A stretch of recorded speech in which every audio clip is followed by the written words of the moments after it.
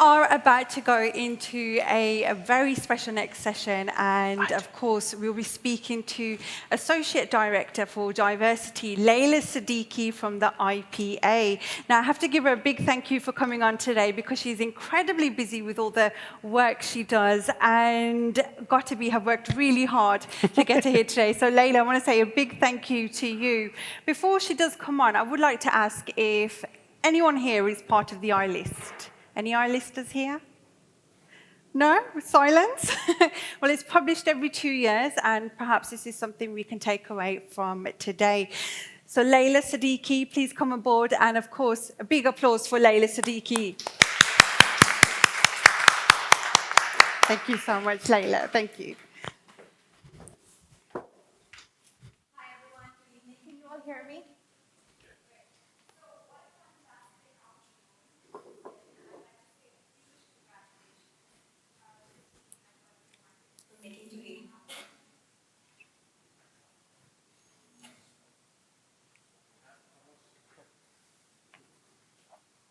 Got my phone.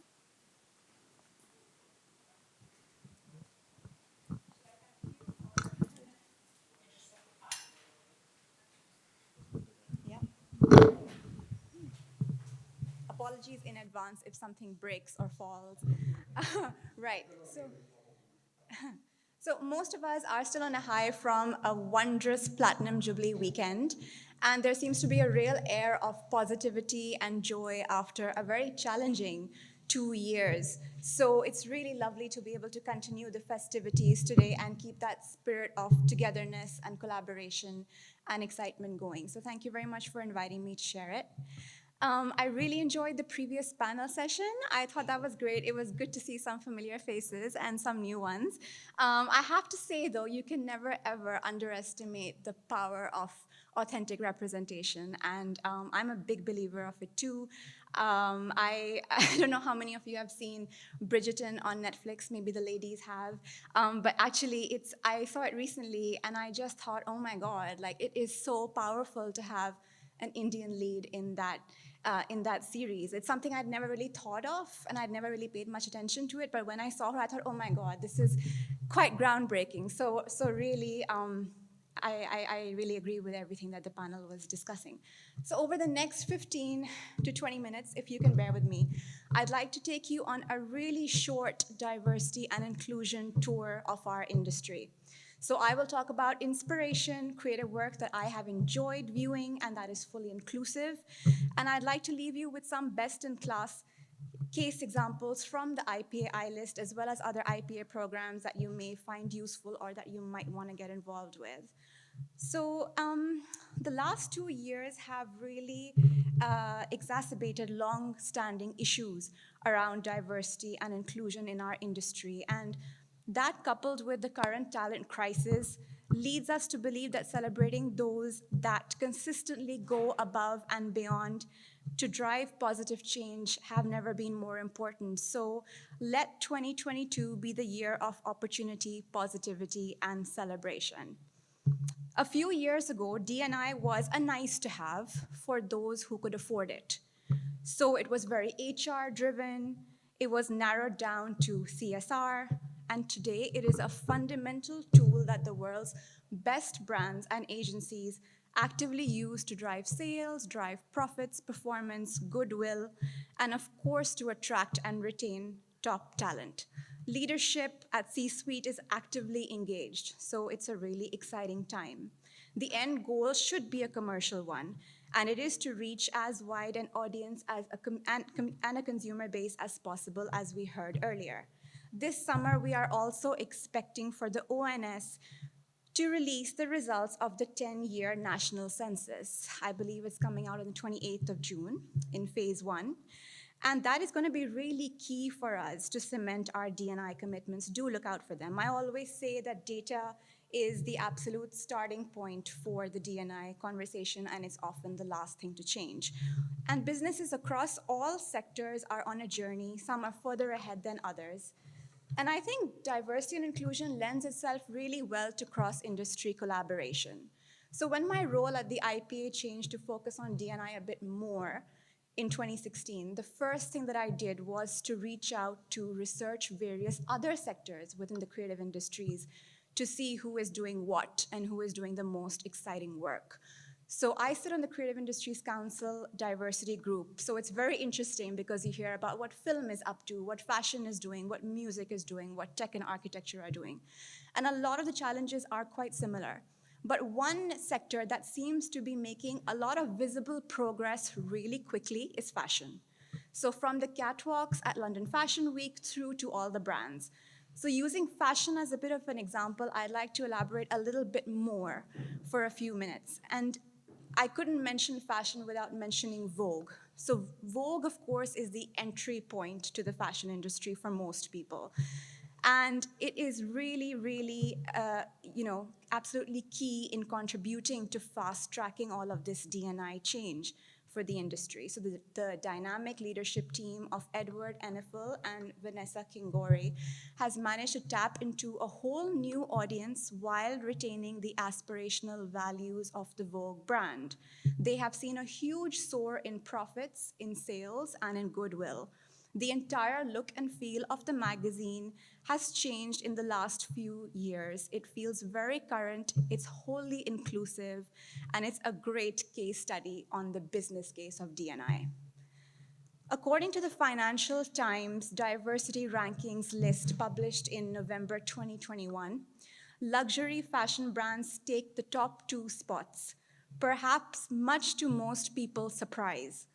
The survey has involved more than 100,000 people and thousands of companies across 16 countries. French luxury group Hermès has come top in the latest annual ranking of European employers for its perceived progress towards D&I.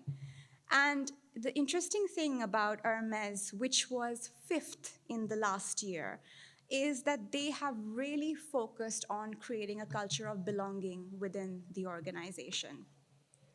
So they say, we provide our employees with meaningful jobs. Today, people need to understand what they do, the purpose of their jobs. And I think this is really important because what they did over COVID was to take time out to actually speak to every single employee at Hermès, whatever their level, and have a very candid one-to-one conversation, kind of like a stay interview of sorts, about why Hermès needs them and what they mean to Hermès going forward. And I think that cannot be underestimated, the kind of trust, loyalty that you feel for a company when they tell you why you matter to them. So I found that focus on belonging to be something that a lot of us could take away and learn from. And most of the higher ranked companies in the FT list believe their success lies in making their inclusion commitments very concrete and very public as well. So Infineon, which came in 3rd, links executive pay to environmental, social, and governance targets, which includes a specific diversity element. Expedia also does very well. It has set up 8 inclusion business groups, which have 4,000 members each. And then there are many other examples, of course, which have nothing to do with fashion at all. There's one which I thought was very unusual, so I'll share that with you today. There is a Swiss company, which is the world's largest privately owned perfume and taste company. It's called Firmenich. I'm sure I'm not pronouncing it properly. However, it has tapped into the sensorial expertise of visually impaired individuals in developing its products. So what they've done is they've tried to look for people with different abilities. So if you have one natural ability in lacking, there are chances that you have another sense which is heightened. So what they've done is use this as a win-win arrangement as individuals with different abilities can gain financial independence and social recognition from their work with this company. So Firmenich's program for the visually impaired began in 2015 and now encompasses 7 countries, including Brazil, China, India, Mexico, Singapore, Switzerland, and the UK. So definitely want to read up a bit more about it. I thought it was a very interesting case example. Coming to the actual creative work, which is what our industry is known as, which is what we're all about. this year has seen some really amazing inclusive campaigns. So I won't talk about too many of them because there are loads of examples, but I particularly liked Tesco's recent out-of-home Ramadan billboards.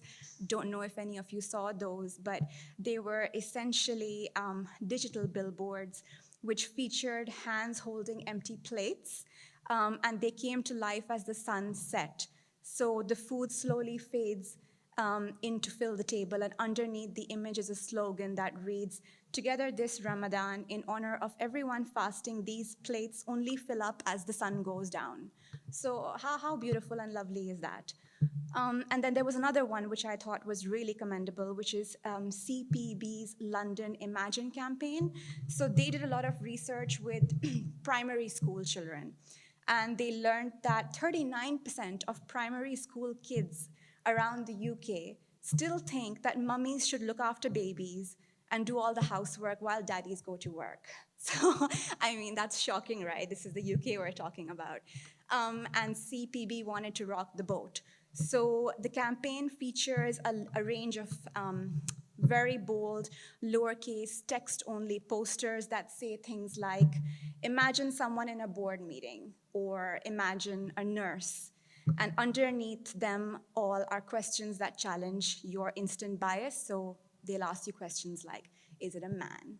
Is it a woman? You know, you might have seen some of this advertising around, but I thought it was brilliant.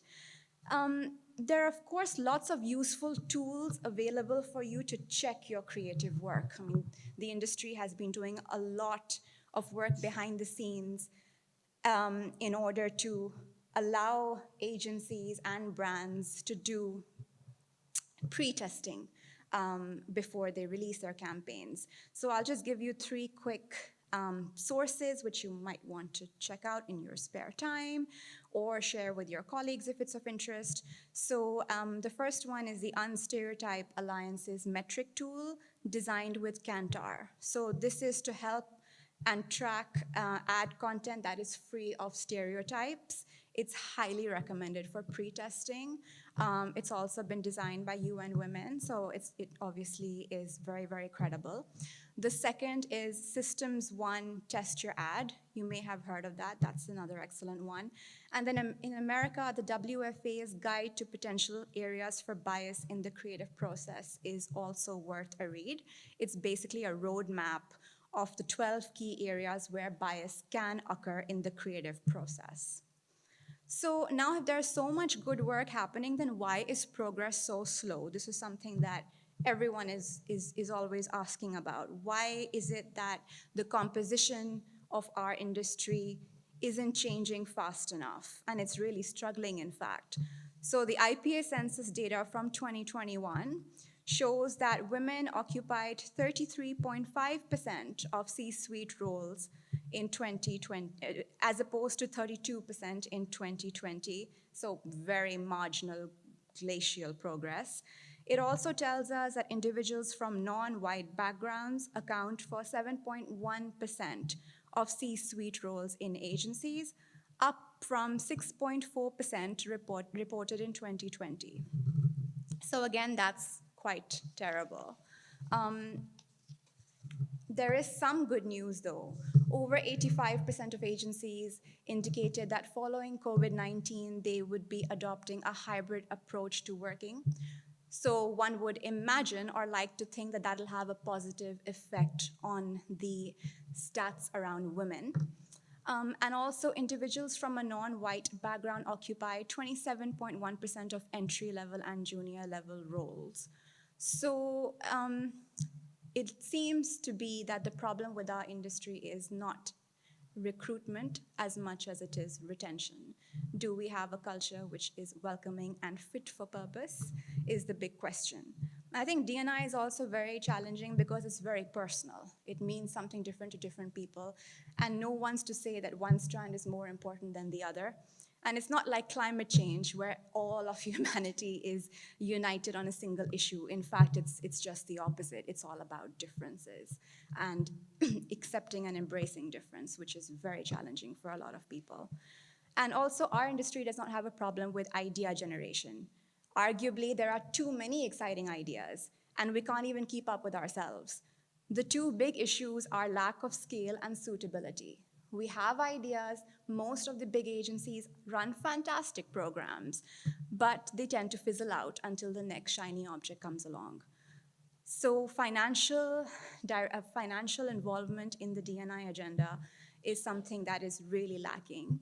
Um, Also, D&I needs to have a seat in the boardroom, as was discussed previously. It can't just be a part of someone's job unless that person happens to be a bit of a rock star. So if you have someone like an Eileen Santos at Unilever, who is essentially in charge of Unilever's marketing, if she takes on a D&I role in addition to her marketing role, it's fine because it's going to do them a lot of good. But I think she's a bit of an exception. By and large, there should be someone who is a strong, commercially astute figurehead who can positively represent this area in an organization and should be the go-to person for all external stakeholders, whether it's a small agency or a large one. Another thing is that we must hire diversely for senior level roles. And this can be done by a combination of sponsorship programs to level the playing field. We must insist on diverse shortlists, and we should have open dialogues with high potential diverse employees to retain and further promote them. Is this all right, or are you getting bored? I hope it's interesting enough. Okay, so coming on to the IPA program, so we're sort of known as the headquarters for the advertising industry in the UK. We have over 300 members all across the country. We have been measuring and monitoring ethnicity data as part of our census since 2006. The census itself was started in 1960. So we have a wealth of agency-specific trend data which we use to guide our strategy. We also launched the industry's first umbrella apprenticeship program back in 2012 called Creative Pioneers in partnership with Metro Newspaper, which launched the careers of over 1,500 young people from diverse backgrounds. 70% of them are still within the sector and are doing really, really well. I've been asked to talk a little bit about the iList today. So for those of you who aren't familiar, the IPA iList is a biannual program that recognizes 30 trailblazers, individuals from ad agencies who have actively moved the dial on inclusion, whether it's through their creative work, through the support that they have been showing to industry-wide initiatives or within their own agency. And for us, the iList does three key things. So it celebrates deserving role models who we might not have heard of before. And it also identifies key D&I trends because a lot of the work that is now happening is very, very nuanced and very, very different. So our iList really understand D&I, always link it to purpose. They come from all parts of the business, and what they have in common is that they see the big picture and don't believe in box ticking. They're busy doing incredibly sophisticated, creative, and innovative things in this area, which we can't wait to tell you more about. We have an entire summer series coming up on that. You can read more about the iList on the Campaign Live website. Campaign is our media partner on the iList. But I will just give you two examples, just talk a little bit about two of our iListers this year. Who are both people who you would not have heard of. So the lovely thing about the iList is that it comprises of individuals who are industry leaders. So we had Trevor Robinson in our first year and Vicky Maguire, both kind of industry superstars, all the way through to young people who have just started out in ad land and have done something amazing and who are the industry's sort of future stars. So it's the only list that recognizes both the senior and the C-suite together across different disciplines. This year we have a really interesting black young man called Gerald Apu Bonsu. He is the lead investment manager at Havas Boost. And it's really interesting because we have never had someone in finance or from a financial background sort of putting their hands up to get involved in a D&I initiative. So this is a bit of a first. And I really believe that most inequality stems from economic inequality. And that is the biggest fact at the end of the day. If we want a more equal society, we have to pay people better. If you have money sitting in your bank account, you will become confident automatically. So it's quite simple as that, really. So in engaging with our finance colleagues, encouraging them to get involved in the D&I agenda is super important. It's a trend that we're starting to see. I don't know if you've seen the new outdoor campaign by HSBC. It's brilliant.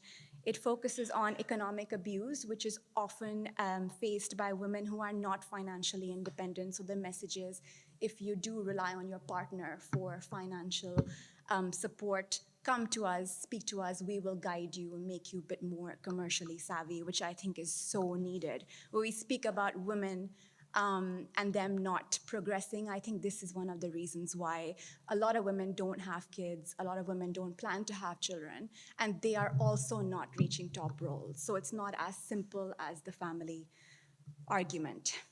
And the second iLister I would like to mention is from Mediacom. Mediacom was mentioned earlier. I have to say that Mediacom has done some fantastic work around D&I over the past so many years.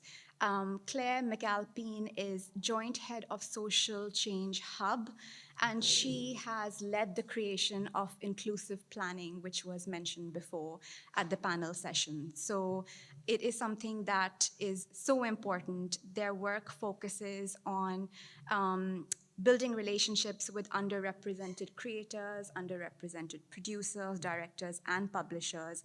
Inclusive planning is now being rolled out globally, and in just a short space of time, over 40 client campaigns have integrated inclusive campaigning into their work at Mediacom.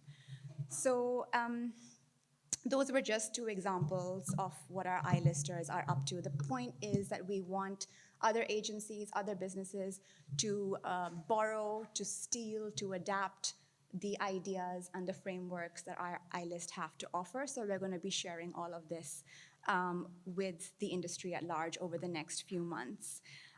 We also have an IP Fairness Hub. For those of you who are interested, it's a really great online resource. It's absolutely free. It is a roadmap, essentially, full of practical advice with regards to creative work and business composition. We have an excellent production toolkit. We have stay interview suggestions. We have a D&I glossary and lots more. If you are an IPA member agency, or even if you're not, it's open to non-members as well. We have something called a D&I Essential Certificate, which was launched in 2020. It's our most successful qualification to date. And a lot of agencies are actually making this qualification mandatory for their staff. So that is a really, really encouraging sign. And finally, we have a big event coming up on the 9th of November, which is called Advertising Unlocked. Some of you might have heard of it.